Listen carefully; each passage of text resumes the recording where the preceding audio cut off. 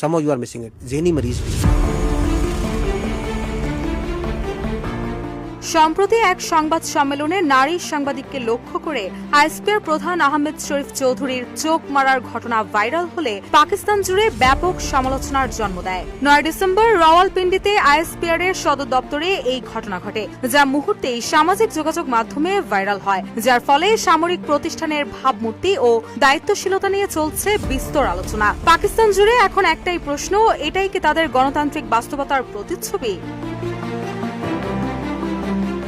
Viral হওয়া ভিডিওতে দেখা যায় জিও নিউজ উর্দুর সাংবাদিক আফসা কোমাল আইএসপিআর প্রধানকে পাকিস্তানের সাবেক প্রধানমন্ত্রী ইমরান খান সম্পর্কে প্রশ্ন করছেন। কোমাল বলছিলেন, আপনার বক্তব্যে ইমরান খানকে জাতীয় নিরাপত্তার জন্য হুমকি, রাষ্ট্রদ্রোহী এবং দিল্লির হাতের পুতুল হিসেবে আখ্যায়িত করা হয়েছে। এরকম গুরুতর অভিযোগে তিনি কি এককভাবে অভিযুক্ত? এর সঙ্গে পূর্বের অভিযোগগুলোর কি কোনো সম্পর্ক আছে, বা ভবিষ্যতে কি এরকম আরো অভিযোগ আসবে? এই প্রশ্নের জবাবে আহমেদ শরীফ চৌধুরী বলেন, আপনার যুক্তির মধ্যে আরো একটি পয়েন্ট যোগ করতে পারেন। ইমরান একজন মানসিক রোগী।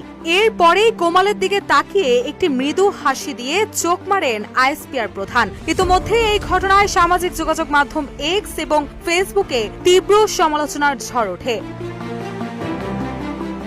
এদিকে পাকিস্তানের নাগরিকরা এই ঘটনায় সোশ্যাল মিডিয়ায় নিন্দার ঝড় তুলেছেন এবং সেনাবাহিনীর পেশাদারত্ব নিয়ে প্রশ্ন তুলেছেন। একজন ব্যবহারকারী তার সোশ্যাল মিডিয়া পোস্টে লিখেছেন, এমন ভাবে ক্যামেরার সামনে প্রকাশ্যে ঘটনার অবতারণা হলো, এটা গণতন্ত্রের জন্য লজ্জাজনক। আবার কেউ কেউ প্রশ্ন তুলছেন, মিলিটারি ইউনিফর্ম পরে কেউ কিভাবে প্রকাশ্যে এমন আচরণ করতে পারেন? পেশাদারিত্বের জায়গায় যদি একজন নারীকে এভাবে বিব্রতকর পরিস্থিতির মুখোমুখি হতে হয়, তাহলে পাকিস্তান সেনাবাহিনীর কাছে একজন সাধারণ নাগরিকের নিরাপত্তা কতটুকু বজায় থাকবে তা নিয়ে প্রশ্ন থেকে যায়।